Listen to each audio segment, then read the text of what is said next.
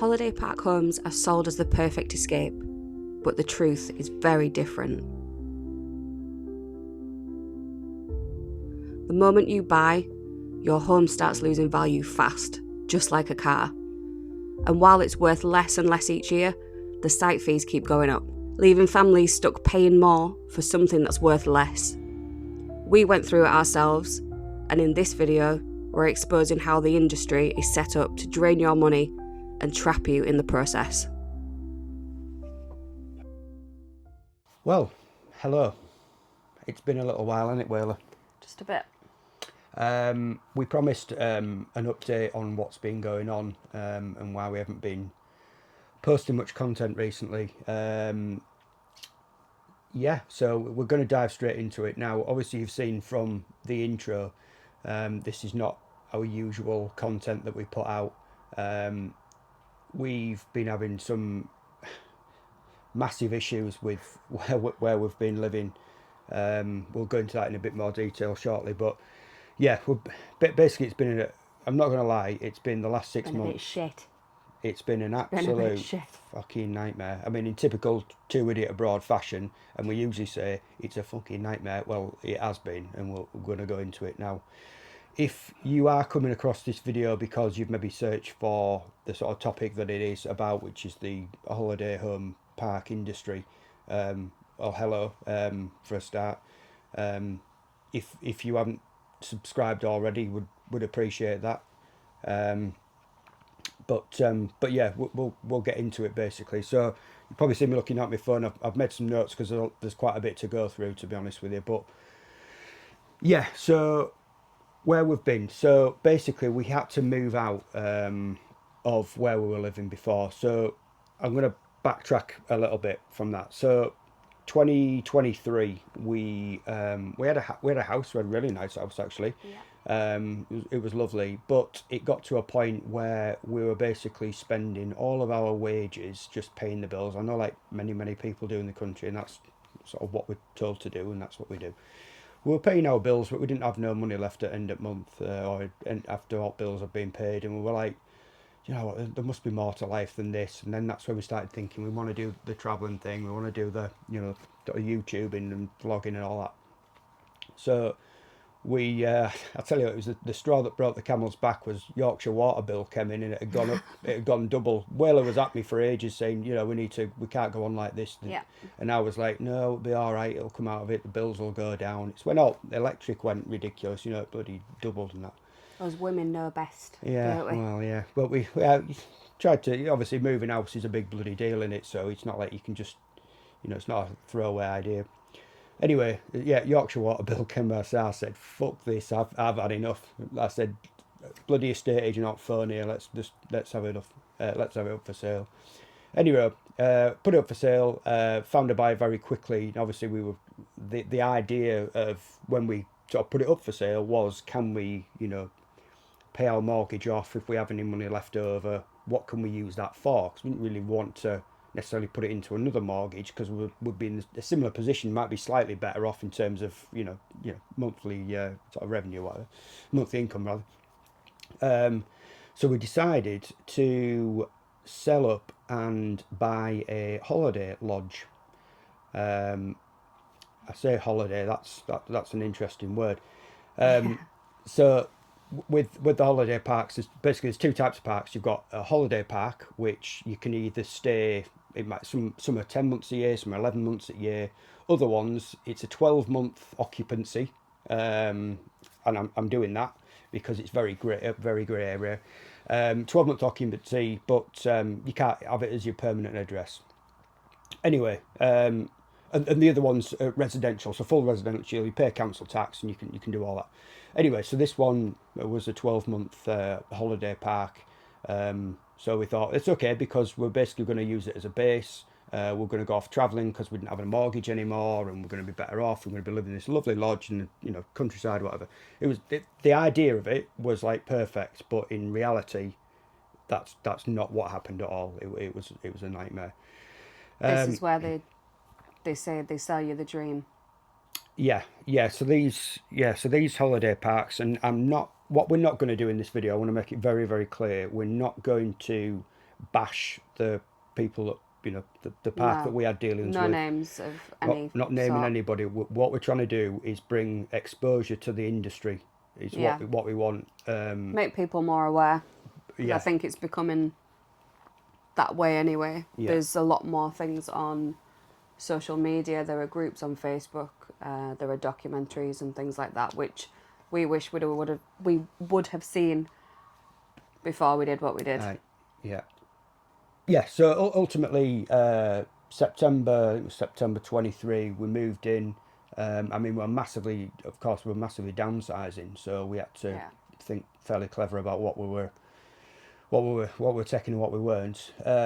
So not gonna lie, probably the first 6 months were quite testing. Moving from quite a substantial house, I suppose, that we had. It wasn't massive, but it was a lot bigger than what we were moving into. So it took some time to adjust, but but eventually we did, and it was we were having a nice time and stuff like that, and making it our own as well, putting our own stamp on it. Yeah. But a long story short, there was some how can I put it, difficulties with the park. Again, we've got to be very careful about what we say. So it took some time to adjust. Probably about a good 6 months. But as we sort of progressed on, maybe sort of a year on, then the site fees went up after a year. Thought, okay, and then all these little sort Not of extra, by a fair margin, they went up. Yeah, not like in line Not with following- inflation or whatever. yeah. Like, I think And the regulations that should be 8% followed, I or think. something like that. Anyway, yeah, it went up, quite a bit, and it was like, that's a bit crap. Anyway, so we plodded on. We paid the site fees, and we sort of plodded on for a bit longer. And when you just you move somewhere, you just don't quite. You're sort of chasing your own tail with it, really. You just don't feel like it's working out. We give it a good 12 months, 18 months, and it just wasn't. Won't quite get in there. Anyway, there was a few quarrels with some the park and stuff like that. A few things, silly, ridiculous things. Anyway, we decided to sell. We thought it's either the park, it's either the holiday home thing. We don't know what it is. We're just not really gelling with it. It's not like what we had envisaged it to be. So we decided to sell. And as per the sort of license agreement that we signed, you have to let the park know, so they can give you an offer. If you don't like the offer, you can sell it yourself. So now, bearing in mind, I'm not going to put the exact figure, but it wasn't far short of 100,000 quid, this lodge, right? They offered us 27,000 quid back after 18 months, right? Now, we didn't buy it with a view of making money on it, but we certainly didn't buy it with a view of losing that amount of money. We thought, like you buy a car, you lose a little bit of money or whatever, and this, that, and the other. There was no way that we ever thought that we would lose that amount of money. No, especially when we had to put in a fair bit. Oh, that was the thing. Is this stuff were broken, bloody electrical appliances broken, boiler were knackered, or knackered after a while. We put our own stamp on it, decorating and just stuff that you'd normally do. But there was a lot of appliances that we had to actually replace, over a period of time. So we spent a good few grand on it, like. Anyway, so we politely declined. So we said, we'll sell it ourselves. So, which is what we did. We listed it. Now, a bit, I suppose, hands up guilty on this one. I don't know if I'm going to put this in, but maybe hands up guilty on this one. Listed it. Just thought we'll list it on, Facebook Marketplace. Thought we'd try that first. It's free, obviously. See if we can get any interest on there. Which we did. We generated, I think, 4 or 5 viewings in the first couple of weeks or something like that. Yeah. Ultimately, we actually found a buyer in a very short space of time. I think, to be fair, we found 2. It was just 2, yeah. The others had to sell their house. Had to sell their house, didn't they? Which, to be fair, now is probably a blessing for them. Yeah. Anyway, then about comes a letter, not posted to us, posted to our registered address, which is Michaela's mum's. That's where we are now. Saying you have breached your licence agreement and you have 28 days to remove your lodge from site.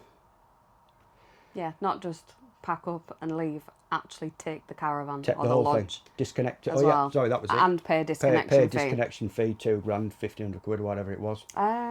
Was it £2,500? £3,000 maybe? I think, well, we got 2 different invoices, which I think it was 2, and then it was 2.5. So pay this disconnection fee, find somewhere else to take it and piss off, basically. So, well, at this point, I mean, I went round and, had a word I said, what's all this about? And anyway, sort of, I suppose, I don't say kicked off a bit, but tensions were a bit high. Whaler comes home from work, we're trying to persuade him, and I'm not going to go into too much finer details, but there was a bit of a heated exchange, verbal exchange, and anyway, his decision was final, and that was it. Get out. So that panic station set in. I took next day off work. I rang. I'm not joking. I spent 8 hours on the phone. I rang near enough every park I could possibly get hold of in the space of 8 hours. Nobody would take us Across the whole of the UK. I'm talking Scotland, Cornwall, Wales, anywhere in the country. No one would take us apart from a couple of people that said, yeah, we will take you, but we want 100 grand for pitch. So that wasn't a goer. So we, in the meantime, we still had this buyer, but we obviously couldn't do that with it. They wouldn't allow us to sell it to him. They said, nah, get off. Anyway, at this point, I mean, a few weeks had passed maybe. Anyway, at this point, we were like, we need to get some legal advice here. And that's when we found ECC. And we'll put a link to those guys in the description. And it's not a plug. We're not sponsored by them. We're not getting any commission out of this or anything like that. But we're just telling you because that's who we used to get some money back, basically. So yeah, we started the process with ECC. The eviction was set for it was the 26th of April. We had to get out of there because it was getting very, very intimidating. We felt, I put CCTV up, Change the locks. Change all locks.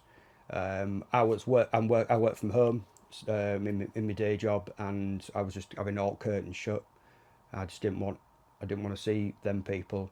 I didn't want to hear from them.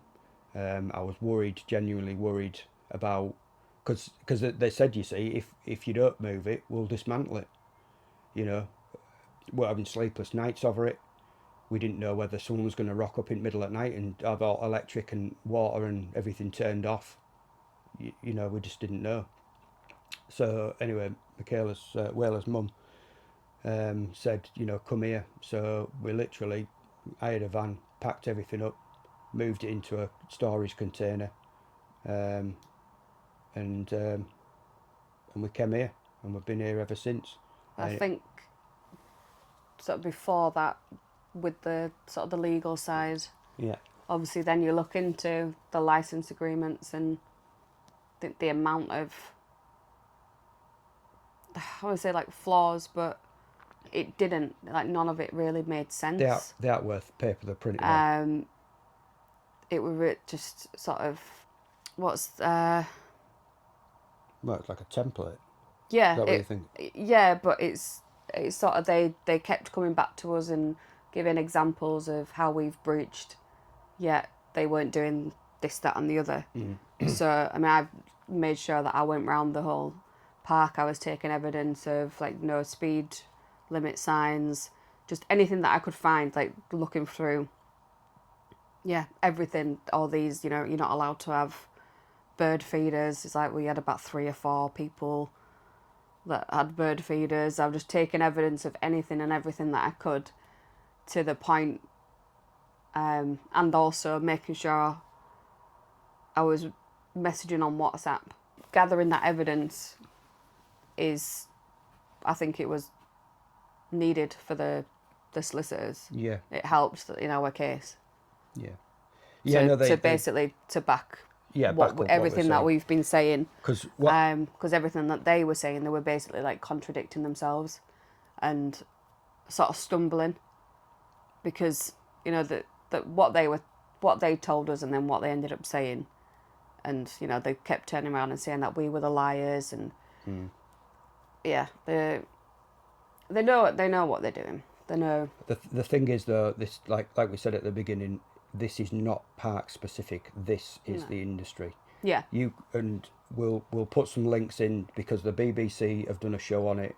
The Daily Mail and the Daily Express have both done. The journalists have done articles on it. I'm understanding that ITV are looking into it as well, and doing some sort of undercover reporting about exposing the holiday home industry. And we'll also put a link into the Holiday Park Action Group, which is circa 80,000 members, probably either going through the same thing, have gone through it, or they've got a family member or something like that are going through it. If you are in a similar boat to what we've been, I'd urge you to go and look at that. Or if you are even looking to buy a holiday home, please check out all these things that we're putting in before you even go any further and hand over any money. But I'll come back to that in a minute. But so ECC, European Consumer Claims, they started off specialising in timeshare scandals back 10 years ago or whatever. But anyway, they got wind of the holiday home industry, and they've actually shifted focus to that, because they speak to people on a daily basis that are in our position and have helped numerous amounts of people. We didn't really know which way to turn. We didn't have a lot of options. We needed somebody that specialised in this. We did seek local solicitors. They were quite honest and said, we don't really know about this industry. We needed someone that was very specific about this. So we hired ECC, and they've got their legal team that sort of take care of it from there. I mean, we had to pay, but it was either that. Well, there was three outcomes. We either pay ECC to try and get our money back, we moved moved the lodge off the park, which wasn't doable, or we sell it back to them for 27 grand. So we had no choice. We had to pay the money to try and get our money back. They knew what position we were in, like, from the start.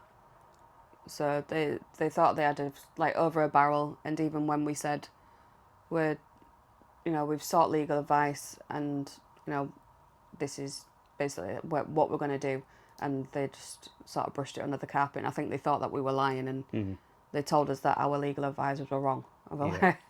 I'll tell you. Right, okay. There's a couple of interesting points. So we did extensive research into our rights before we hired ECC, and there's two acts that come into play, and it's the only two, because this whole industry is completely and utterly unregulated, that are out there to get people's money, to get you in, yeah, find a reason to get you out, so they can recycle that money, because that pitch to them is could be worth 100,000 to them. When they plonk a lodge on it, or a static caravan or something like that, they can just keep recycling.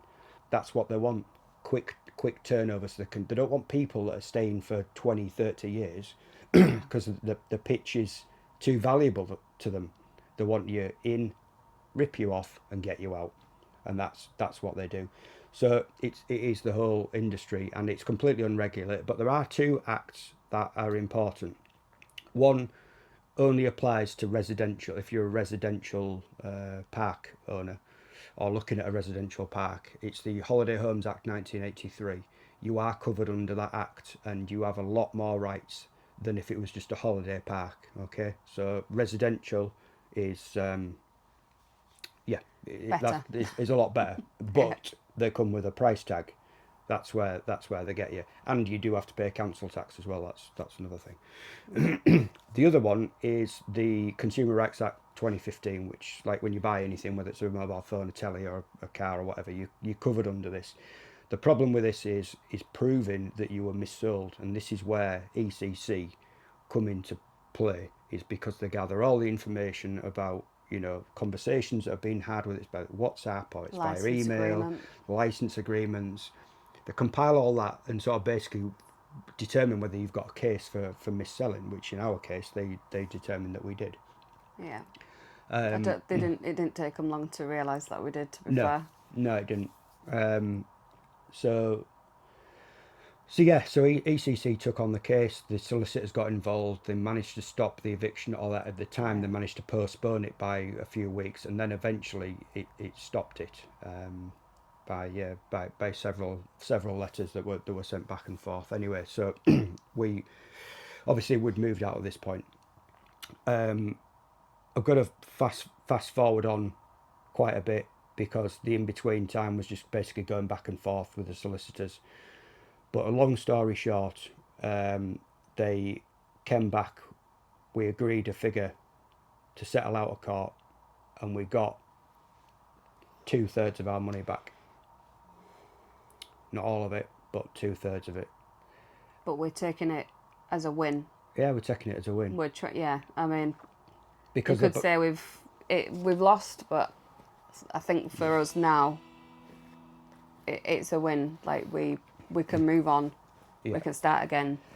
Yeah, because in the meantime, you know, we were obviously looking at what we're going to do. We decided that we were going to go back into bricks and mortar, so we're going to need to get a mortgage. Obviously, for that we need a deposit, so we needed the money from the lodge to be able to, you know, put down as a deposit. So we'd sort of ideally found somewhere. We explained to the estate agent, look, we'd like to put an offer in on this particular house, but this is our situation. They were very accommodating and very nice about it. And we said, look, you know, if it's still available when we get our money back, we'll proceed. Anyway, I'm pleased to say that we are able to proceed with that.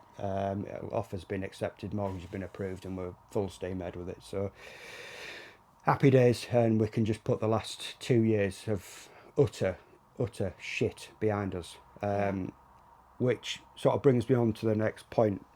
Please don't do it. Yeah, is a word of warning to anybody that is thinking about it. Maybe you're looking to downsize. Maybe your mum or dad's looking to retire there. Please have a solicitor involved to read through the terms and conditions. Get everything in writing.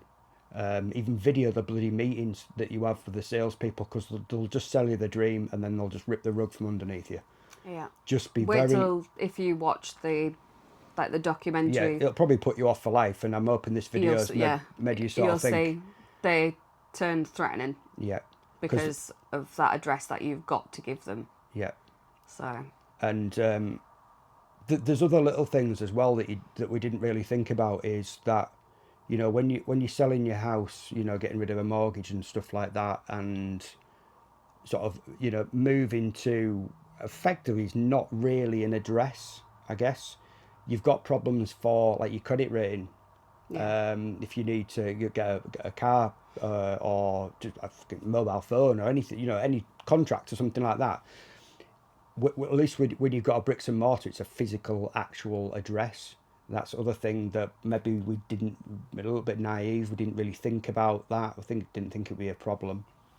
But obviously it was. It had a massive impact on financials as well. You excitement. Excitement of not having a mortgage, I suppose. It was always the dream for everybody. Thinking we're going to have all this disposable income to go travelling and just live a happier, quieter life. It just didn't happen. Just didn't work out. So if, like I say, if your friends, your family, if you hear anybody that's thinking about it, please just either show them this video or show them the links that we put in the description. Even if they don't want to watch this, it's fine. But just let them know. That's it. You don't know who might be thinking. So if you give it a share, just get it out.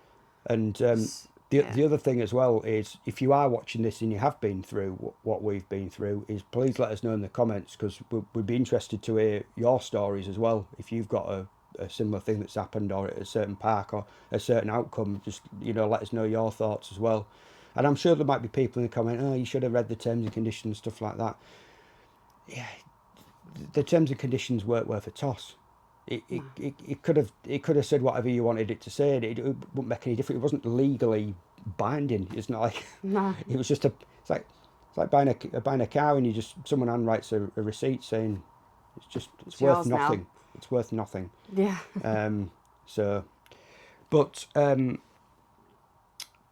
Moving forward, happy days. So we're getting the house. Great. Big announcement. I'm going to let Whaler do this because we have been waiting for 5 years and we are finally going back, and this is going to be the biggest trip of the year. And we actually booked it a little while ago, but we were trying to keep a lid on it until we sort of finalised a rough itinerary, which we're sort of penciling that out at the moment. Which we will need some help with, I think. Yeah, we'll need some recommendations. So if you are our usual subscribers, then you let us know what you think. But Whaler, go for it. Where are we off? Thailand! Finally going back. So we are going to be going to Bangkok. Possibly thinking Pattaya. Yeah. Definitely Koh Chang. We've booked the accommodation there. Looking at maybe some other islands like Koh Samet, Koh Kud maybe. But it's just sort of in the north because we're going in just December. Just figuring out sort of where's best to go and get the most out of our. So if you know anywhere, sort of Bangkok, Pattaya, Koh Chang area, and you think it's worth a visit, it's an island or just wherever, just let us know, and we'll check it out because we've been to Samui before, but we've not been sort of up that area. So yeah, big adventure. And actually, we've got a video that'll be coming before that, and it might give you a clue with my glass here. So cheers on that bombshell. See you later.